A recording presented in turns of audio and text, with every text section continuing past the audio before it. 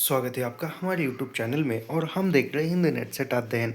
आज हम देखेंगे उपसर्ग और प्रत्यय। जो हिंदी व्याकरण देख रहे थे उसमें हम उपसर्ग एवं प्रत्यय यह देखेंगे।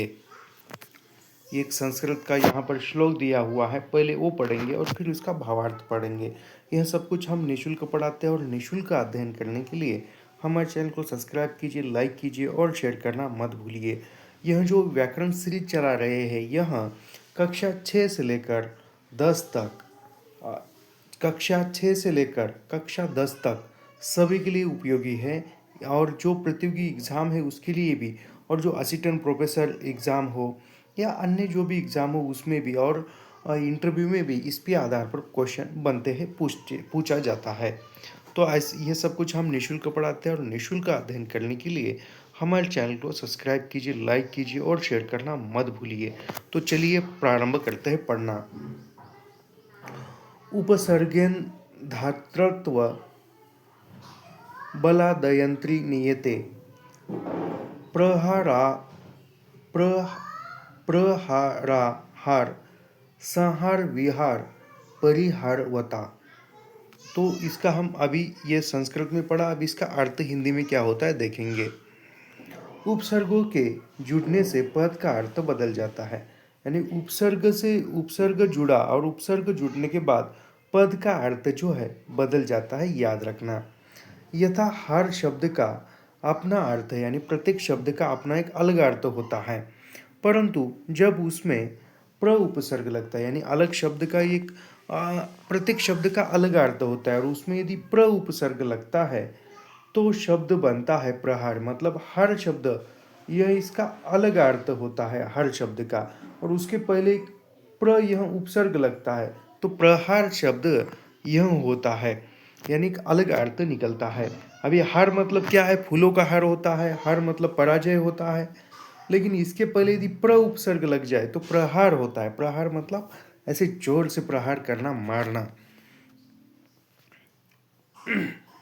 इसी प्रकार आ उपसर्ग लगने पर आहार होता है, यानी हार को ही, हार के पहले ही आ उपसर्ग लगा तो क्या होगा, आहार। आहार मतलब खाना, भोजन बनता है जिसका अर्थ होता है भोजन। इसी प्रकार यदि हर शब्द में सम उपसर्ग जुड़ता है, यानी हर शब्द में सम उपसर्ग जुड़ता है तो उसका क्या संहार शब्द बनता है।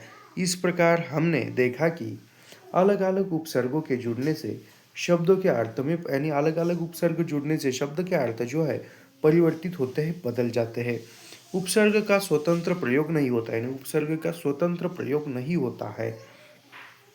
उपसर्ग उस शब्दांश को कहते हैं, यानी उपसर्ग किसको कहते हैं, उस शब्दांश को कहते हैं जो किसी शब्द के पहले लगकर उसका विशेष अर्थ प्रकट करते हैं। यानी उपसर्ग यानी क्या है, उपसर्ग की परिभाषा क्या है।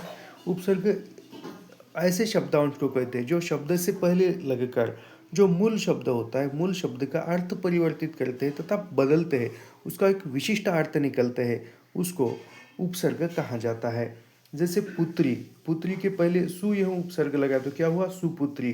पढ़, पढ़ के पहले अन उपसर्ग लगाया तो क्या हुआ, अनपढ़। जल, जल के पीछे स लगाया आगे तो सजल हुआ। प्रति, वाद यह शब्द है, इसके पहले प्रति लगाया तो प्रतिवाद यह हो गया। अभी यहाँ पर कुछ महत्वपूर्ण तथ्य पढ़ते हैं। उपसर्ग का प्रयोग स्वतंत्र रूप से नहीं होता, यानी उपसर्ग यह स्वतंत्र लिखा नहीं जाता। जैसे यहाँ पर अन लिखा है तो इसका कुछ अर्थ हुआ क्या, नहीं, लेकिन पढ़ के पहले अन लिखा तो अनपढ़ अर्थ हुआ, इसलिए इसका अपना कोई अर्थ नहीं होता। जैसे सुपुत्री शब्द में सु उपसर्ग का अपना अर्थ नहीं है, यानी पुत्री है, पुत्री शब्द है, यहाँ पर सु है तो इसका सु का अर्थ कुछ हुआ क्या, नहीं, लेकिन यही उस पुत्री के पहले लिखा तो क्या हुआ, सुपुत्री मतलब अच्छी कन्या, ऐसा हुआ। यह शब्द के पहले जुड़कर उनके अर्थों को परिवर्तित कर देते हैं, यानी उपसर्ग क्या होता है, शब्द से पहले जुड़कर शब्द का अर्थ जो है परिवर्तित होता है, बदल जाता है। उपसर्गों के योग से शब्दों के अर्थ में कभी उत्कर्ष, कभी अपकर्ष तो कभी भिन्न भिन्न की विशेषता की जाती है। उपसर्ग के योग से, यानी उपसर्ग के योग से शब्दों के अर्थ कभी यानी उपसर्ग के योग से जिन शब्दों के पहले यदि उपसर्ग लगता है तो उसके अर्थ में कभी उत्कर्ष होता है तो कभी अपकर्ष होता है। ऐसे ही भिन्न भिन्न अर्थ उनके शब्दों से निकलता है। सत्य में अ उपसर्ग लगने पर असत्य यानी सत्य शब्द है उसके पहले अ उपसर्ग लगाया तो क्या हुआ, असत्य होगा। कुछ उपसर्ग मूल शब्दों का विलोम बनाते हैं, यानी कुछ उपसर्ग क्या होता है, जो मूल शब्द है उसका उपसर्ग लगाने से उसका जो है विरोधी अर्थ निकालते हैं। जैसे जय, जय मतलब क्या है, विजय, और यहाँ पर क्या हुआ, परा, यहाँ यदि उपसर्ग लगता है तो क्या होगा, पराजय मतलब हरा हुआ, पराजित हुआ है वह। उपसर्ग शब्द निर्माण में बड़ा ही सहायक होता है, उपसर्ग शब्द निर्माण में बड़ा ही सहायक होता है। नेट की परीक्षा में पूछा जा सकता है उपसर्ग के बारे में निम्नलिखित में से सही कथन कौन से है, तो वहां पर देगा उपसर्ग शब्द निर्माण में बड़ा ही सहायक होता है। उपसर्ग कुछ उपसर्ग मूल शब्दों का विलोम शब्द बनाते हैं, ऐसा देगा। उपसर्गों के योग से शब्दों के अर्थ में उत्कर्ष कभी अनाकर्ष होता है, ऐसा देगा। और निम्न में से सही, तो नेट की परीक्षा में ऐसा पूछा जा सकता है आपको। जैसे यहाँ पर क्या है, हर शब्द है, इसके पहले प्र यह उपसर्ग लगा तो क्या हुआ, प्रहार, प्रहार का मतलब चोट करना।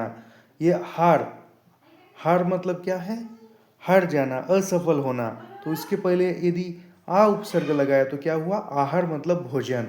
यदि हार समहार तो सहार मतलब नाश।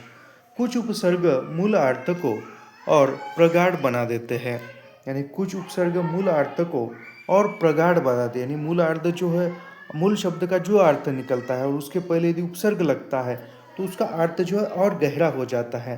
जैसे शुद्ध विशुद्ध हो गया, ब्रह्मन, इसके पहले परि यहाँ उपसर्ग लगा तो क्या हुआ, परिब्रह्मन। उपसर्गों की सहायता से बहुत से नए शब्दों का निर्माण होता है, यानी नए शब्दों के उपसर्ग नए शब्दों के निर्माण में आवश्यक है, ऐसा भी पूछा जा सकता है, जिससे शब्दावली में वृद्धि होती है।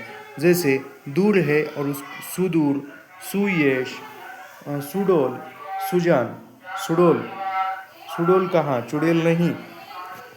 हिंदी भाषा में 3 प्रकार के उपसर्ग होते हैं, यानी हिंदी भाषा में कितने प्रकार के उपसर्ग होते हैं, 3 तरह के हिंदी भाषा में उपसर्ग होते हैं, याद रखना। हिंदी भाषा में 3 प्रकार के उपसर्ग होते हैं, कितने, 3 प्रकार के। कौन कौन से हैं वो 3 प्रकार, संस्कृत उपसर्ग, हिंदी उपसर्ग और विदेशी उपसर्ग। संस्कृत उपसर्ग, हिंदी उपसर्ग और विदेशी उपसर्ग, यह हिंदी भाषा में 3 प्रकार के उपसर्ग है, याद रखना। अभी संस्कृत उपसर्ग कौन से है यह हम देखते हैं। संस्कृत उपसर्ग कौन से है, तो प्र, यानी संस्कृत उपसर्गों में कौन कौन से है, प्र, परा, अप, सम, अनु, अव, निस, नीर, दूर, दूर, दुस, वी, आड़, नी, अधि, अप, अति, सु, अभि, प्रति, परि, उप, यह क्या है, तो यह जो है संस्कृत उपसर्ग है। अभी इसका हम अर्थ ही देखते हैं, संस्कृत उपसर्गों का अर्थ देखते हैं क्या होता है। तो संस्कृत में जो प्र उपसर्ग है उसका अर्थ होता है अधिक, आगे, ऊपर, यशा। फिर शब्द रूप में क्या है, काश, प्रकाश, प्रचार, प्रबल, प्रभु, प्रख्यात, प्रयास, यह उसके अर्थ होते हैं। फिर क्या है, परा उपसर्ग लगने से, यानी संस्कृत का उपसर्ग है। फिर उल्टा, अनादर, नाश, ये है, याद रखना। ये PDF हम टेलीग्राम चैनल पर भेजेंगे, उसको आप ज्वाइन करके पढ़ लेना। फिर आते हैं हिंदी उपसर्ग। हिंदी उपसर्ग कौन से है, अ, अद, उन, औ, दू, नी, बीन, भर, कु, क, सु, स, ये जो है यह हिंदी उपसर्ग है, याद रखना। उसके बाद आएगा विदेशी उपसर्ग। विदेशी उपसर्ग मतलब कौन से, जो अरबी और पारसी भाषा से आए हुए हैं। ये कौन से, अल, कम, खुश, गैर, दर, ना, बद, बिल, वे, ला, हम, यह जो है यह विदेशी उपसर्ग है। ये PDF आपको टेलीग्राम चैनल पर मिलेगा और टेलीग्राम चैनल का लिंक, समूह का लिंक इसी वीडियो के डिस्क्रिप्शन में होगा, याद रखना। तो अभी देखेंगे उपसर्ग देखा हमने, अभी प्रत्यय क्या है यह देखेंगे। प्रत्यय। मालवीय जी समाज में फैले अशिक्षा के अंधकार से बहुत चिंतित थे। यानी मालवीय जी जो विद्वान है मालवीय, वह समाज में फैले अशिक्षा के अंधकार से बहुत चिंतित थे। इस वाक्य में रेखांकित चिंतित शब्द को देखने से स्पष्ट होता है कि यह चिंत प्लस ईत से बना हुआ है। यानी चिंतित, ईत अंतिमता ईत आता है, इसका प्रत्यय लगा है, यानी ईत जी का प्रत्यय लगाया। अभी यहाँ पर प्रत्यय की परिभाषा देखेंगे। जो शब्दांश शब्द के अंत में लगकर, यानी उपसर्ग क्या है, शब्द से पहले लगकर, जैसे हार, यहाँ पर क्या लगा उपसर्ग, प्रतिहार, प्रहार ऐसा लगा। ये उपसर्ग क्या है, पहले लगता था, लेकिन प्रत्यय क्या है, शब्द के बाद में लगता है। प्रत्यय यानी क्या, शब्द के बाद में लगता है। तो जो शब्दांश शब्द के अंत में लगकर नए शब्द बनाते हैं उन्हें प्रत्यय कहा जाता है। जैसे दास, आगे क्या लगा, ता, तो क्या हुआ, दासता। यानी उपसर्ग शब्द से पहले लगकर शब्द का अर्थ बदलता है। और प्रत्यय यानी क्या है, शब्द के बाद में अंत में लगकर शब्द का अर्थ बदलता है, तो उसको प्रत्यय कहा जाता है। उसमें जैसे दास, दास है, यहाँ पर ता लगाया तो क्या हुआ, दासता। यहाँ पर जो दिया है वही। प्रत्यय दो शब्दों से बना है, यानी प्रत्यय क्या है, दो शब्दों से बनता है। उपसर्ग ये क्या है, एक शब्द से बनता है, और प्रत्यय दो शब्दों से। प्रति प्लस अय, जिसमें प्रति का अर्थ साथ में या बाद में, यानी प्रति का अर्थ क्या है, साथ में रहना या बाद में आना। अय का अर्थ होता है चलने वाला। अतएव प्रत्यय का अर्थ है शब्दों के साथ चलने वाला या लगने वाला। यानी अय का अर्थ क्या है, शब्द के साथ चलने वाला या शब्द के साथ लगने वाला। अभी हम इसकी विशेषता क्या है यह देखेंगे। प्रत्यय की विशेषता, प्रत्यय उपसर्गों की तरह अविकारी शब्दांश है जो शब्दों के बाद जोड़े जाते हैं। यानी प्रत्यय और उपसर्ग में यदि अंतर बताना है तो प्रत्यय यह शब्द, उपसर्ग यह शब्द से पहले लगता है और प्रत्यय यह शब्द के बाद में अंत में लगता है। संज्ञा सर्वनाम पदों के साथ ने संज्ञा सर्वनाम पदों के साथ ने, को, से आदि प्रत्ययों का प्रयोग होता है। यानी संज्ञा सर्वनाम, जैसे राम ने शाम को मारा है, मैंने शाम से कहा है।